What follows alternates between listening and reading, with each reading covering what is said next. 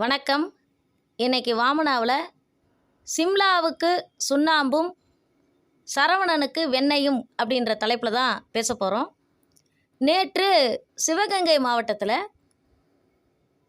யாதவ குலத்தை சேர்ந்த தேவநாதனை கிண்டலடித்து அதிமுகவினர் சிவகங்கை மாவட்டம் முழுவதும் போஸ்டர் ஒட்டியிருக்கிறார்கள். இதனால் என்ன ஆச்சு அப்படின்னு சொல்லி கேட்டிங்கன்னா, யாதவ சமூகத்தினர் கோபத்தில் இருக்கிறாங்க. இன்னொரு முக்கியமான தகவலையும் நான் இந்த இடத்துல பதிவு பண்ணுறேன். தேவநாதன் ஒரு பக்கம்தான் யாதவர், இன்னொரு பக்கம் அவர் பட்டியலின சமூகத்தை சேர்ந்தவர். எப்படி நான் உங்களுக்கு நிரூபிக்கிறேன் பாருங்கள். கடந்த காலங்களில் இவர் பகுஜன் சமாஜ் தலைவரான மாயாவதிக்கிட்டே இருந்து வெளியில் சொந்தமாக கட்சி ஆரம்பித்தவர். இவர் பிஜேபி கேண்டிடேட் அப்படின்றதெல்லாம் தயவுசெய்து பார்க்காதீங்க. அவருடைய சமூகம் மட்டும் என்னன்றதை பாருங்கள். இந்த இடத்துல அதிமுக கிட்ட என்னுடைய கேள்வி என்னென்னா, குறிப்பாக எடப்பாடி கிட்ட என்னுடைய கேள்வி என்னென்னா, இதே எடப்பாடி உண்மையிலே தைரியம் இருந்தது அப்படின்னா தென் மாவட்டத்தில் முக்குளத்தோர் சமுதாயத்தை கிண்டல் அடித்து இப்படி போஸ்டர் ஒட்டுவீங்களா? அப்படி ஒட்டி இருந்தால் உங்களுக்கு என்ன நிலைமை ஏற்படும்? ஏற்கனவே உங்கள் கார் மேலே செருப்பை தூக்கி அடித்தாங்க முக்குளத்தோர் சமூகம். அப்போ நான் ரொம்ப வருத்தப்பட்டேன், இதெல்லாம் தவறு அப்படின்னு சொல்லிட்டு. ஆனால் உங்களுக்கு முக்குளத்தோர் சமூகத்தின் மீது ஒரு பயம், யாதவ சமூகத்தின் மீது ஒரு என்ன சொல்கிறது, கேலி கிண்டல், ஒரு அலட்சியம். ஏன்னா மற்ற சமூகத்தினரை விட யாதவ சமூகம் தமிழகத்தில் கொஞ்சம் குறைவாக இருக்காங்க அப்படின்ற நினப்பு உங்களுக்கு. ஆனால் இப்போ விளைவு என்ன ஆயிருக்கு அப்படின்னு சொல்லி கேட்டிங்கன்னா, உங்களுக்கு 2 சமூகத்தினருடைய ஓட்டு கிடைக்க போகிறதில்ல. எப்படி அப்படின்னா, திருப்பியும் சொல்கிறேன், தேவநாதன் ஒரு புறம்தான் யாதவர், இன்னொரு புறம் அவர் பட்டியலின சமூகத்தை சேர்ந்தவர். அடுத்ததாக எந்த சமூகத்து ஓட்டு உங்களுக்கு கிடைக்க போகிறதில்ல அப்படின்னா, முக்குளத்தோர் சமூகத்து ஓட்டு உங்களுக்கு கிடைக்க போகிறதில்ல.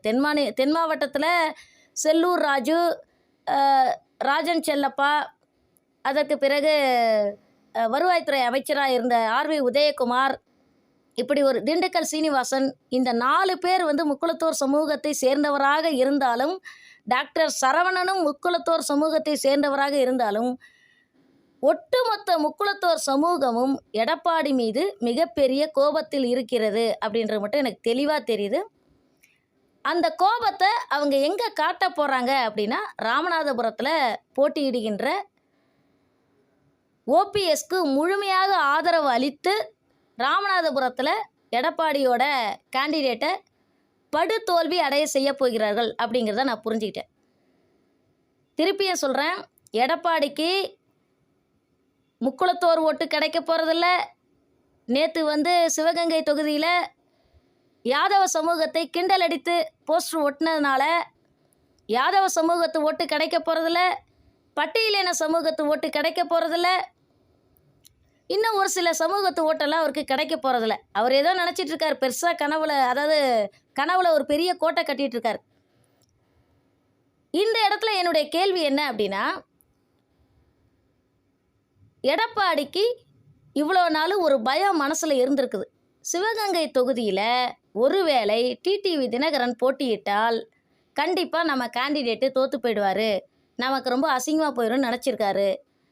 ஆனால் என்ன ஆயிடுச்சு அப்படின்னு சொல்லி கேட்டிங்கன்னா, தேனி தொகுதி மட்டும்தான் டிடிவி தினகரனுக்கு ஒதுக்கப்பட்டிருக்குது.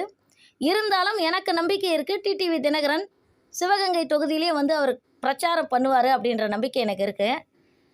இந்த இடத்துல எனக்கு ஓபிஎஸ்ஸை உண்மையிலேயே மனசார பாராட்டணும்னு தோணுது. ஏன்னா இதுவரைக்கும் ஓபிஎஸ் ஒரு தைரியமான முடிவு தன்னுடைய வாழ்க்கையில் எடுத்ததே இல்லை, ரிஸ்க் எடுத்ததே இல்லை. முதல் தடவையாக பாஜகவோட தாமரை சின்னத்தில் போட்டியிடாமல் சுயேட்சை சின்னத்தில் போட்டியிடுவதால் தயவு செய்து எல்லோரும் ஓபிஎஸ்க்கு ஆதரவு அளிக்க வேண்டும் அப்படிங்கிறத இந்த காணொலியில் கோரிக்கையாக வைக்கிறேன். என்ன காரணம் அப்படின்னு சொல்லி கேட்டிங்கன்னா, ஒரு மனுஷன் எவ்வளவுதான் அடி தாங்குவான்.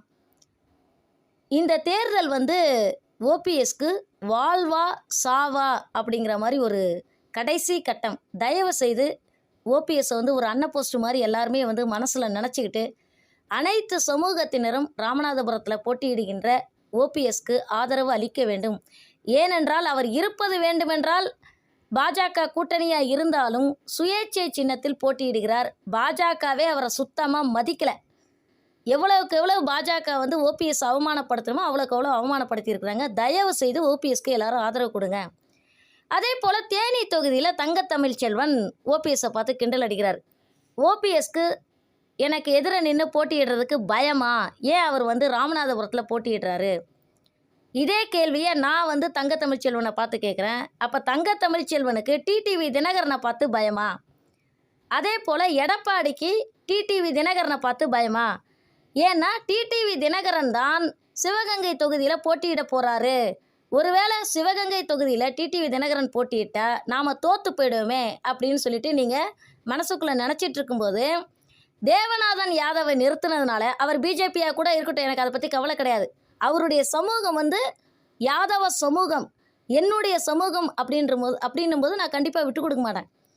அப்போன்னா எடப்பாடிக்கும் மற்றவர்களுக்கும் யாதவ சமூகம் என்றால் அவ்வளவு கேவலமா அப்படின்ற கேள்வி வந்து நேற்று முதல் யாதவ சமூகத்தினர் முன்னிலையில் வைக்கப்படுகிறது, அவங்க தரப்பில் வைக்கப்படுகிறது.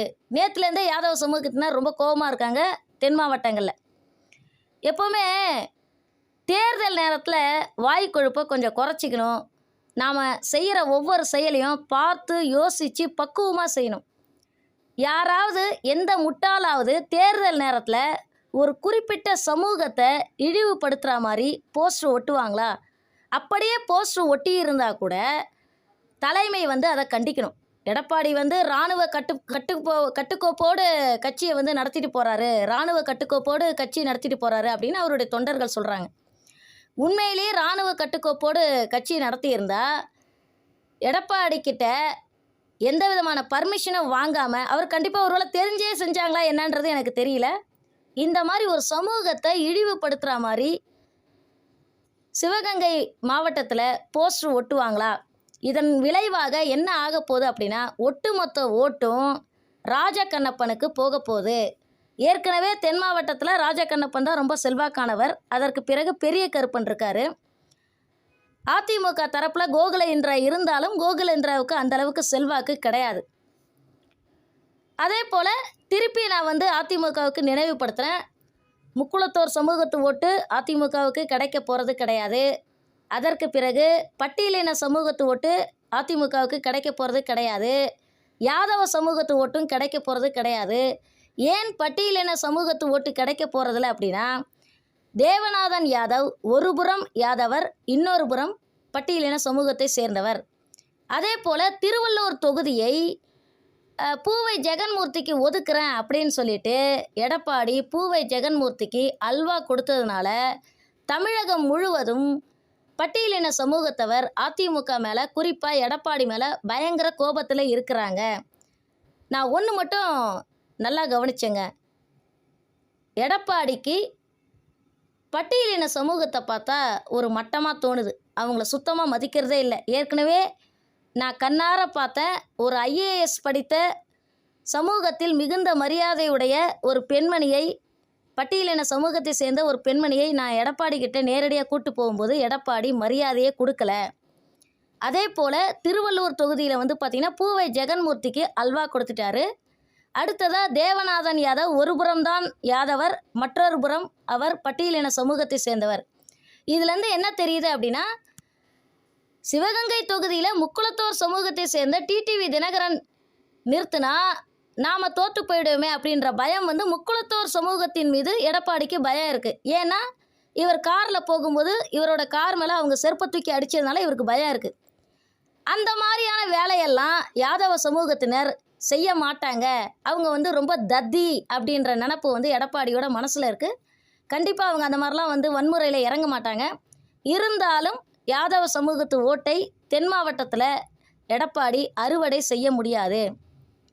அதே போல் சிம்லா முத்துச்சோழனை வந்து கட்சியில் திடுதிடுப்புன்னு சேர்த்த 14 நாட்கள்லையே அந்த அம்மாவுக்கு எம்பி சீட்டு கொடுத்து மனசில் ஒரு மிகப்பெரிய ஆசையை வளர்த்து எவ்வளோ ஸ்பீடாக வந்து எம்பி சீட்டு கொடுத்தாரோ அவ்வளோ ஸ்பீடாக அந்த எம்பி சீட்டை வந்து பறிச்சுக்கிட்டாரு. அதன் விளைவாக கிறிஸ்தவ ஆர்சி மதத்தை சேர்ந்தவர்களும் எடப்பாடி மீது பயங்கர கோபத்தில் இருக்கிறார்கள். சிம்லா முத்துச்சோழனோட தாத்தா வந்து பார்த்திங்கன்னா போப்பாண்டவரால் ஆசீர்வாதம் பெற்றவர் அப்படிங்கிறது முக்கியமான தகவல். இதன் விளைவாக கிறிஸ்தவ ஆர்சியினரோட ஓட்டு எடப்பாடிக்கு கிடைக்க போகிறதில்ல. அதே போல் சிம்லா முத்துச்சோழனாவது செல்வி ஜெயலலிதாவை எதிர்த்து போட்டியிட்டாங்க. பாவம் கட்சி வந்து திமுக கட்சி வந்து உத்தரவிட்டதன் காரணமாக சிம்லா முத்துச்சோழன் செல்வி ஜெயலலிதாவை எதிர்த்து போட்டியிட வேண்டிய ஒரு கட்டாய சூழ்நிலை. கட்சி ஒரு உத்தரவு போட்டதுன்னா அதை மீற முடியுமா?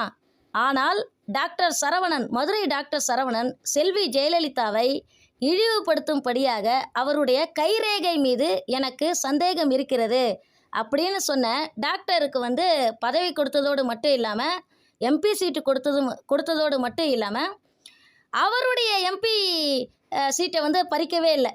சிம்லா முத்துச்சோழனுக்கு வந்து சுண்ணாம்பும் டாக்டர் சரவணனுக்கும் வெண்ணையுமா அப்படின்ற கேள்வி வந்து என்னுடைய மனசில் எழும்புது.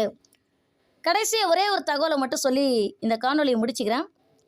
செல்வி ஜெயலலிதா யாதவ சமூகத்தை சேர்ந்த ராஜா கண்ணப்பனுக்கு பால்கோவா வாயில் ஊட்டி விட்டு யாதவ குல திலகம், கண்ண பரமாத்மா, கிருஷ்ண பரமாத்மா அப்படின்னு சொல்லிட்டு ரொம்ப ராஜா கண்ணப்பனை வந்து பாராட்டினதாக நான் கேள்விப்பட்டிருக்கேன். நான் நேரில் பார்க்கல, ஆனால் நான் கேள்விப்பட்டிருக்கேன். செல்வி ஜெயலலிதாவுக்கு யாதவ சமூகத்தினருடைய ஓட்டு பற்றிய முக்கியத்துவம் வந்து அவங்களுக்கு தெரிஞ்சிருக்குது. யாதவ சமூகத்தினருடைய மதிப்பு பற்றி செல்வி ஜெயலலிதாவுக்கு தெரியுது. ஆனால் எடப்பாடிக்கு யாதவரை பற்றி ஒரு இழிவான கண்ணோட்டம் இருக்கிறது. யாதவ சமூகத்தின் மீது ஒரு தாழ்வான மனப்பான்மை வந்து எடப்பாடிக்கு இருக்குது. அதற்குரிய விலையை வந்து கண்டிப்பாக வர்ற பாராளுமன்ற தேர்தலில் மட்டும் இல்லை, சட்டமன்ற தேர்தலையும் எடப்பாடி வந்து கொடுக்க வேண்டியிருக்கும். கண்டிப்பாக யாதவ சமூகத்தினர் தங்களுடைய கோபத்தை வன்முறையில் இறங்காமல் ஓட்டுப்பதிவில் செயல்பாடுகளில் செய்து காண்பிப்பார்கள் அப்படிங்கிற நம்பிக்கையோட, உண்மையிலேயே ரோசம், மானம், சூடு, சொரணை இல்லை யாதவர்கள் ஒருத்தர் கூட எடப்பாடிக்கு ஓட்டு போடக்கூடாது அப்படின்னு ஒரு கோரிக்கையை வச்சு இந்த காணொலியை முடிச்சுக்கிறேன். உங்களுடைய செயல்பாடுகள் கண்டிப்பாக வந்து எனக்கு நம்பிக்கைக்குரியதாக இருக்கும். யாதவர் சமூகத்தினர் மீது எனக்கு உரிய நம்பிக்கை இருக்கிறது, உரிய மரியாதை இருக்கிறது.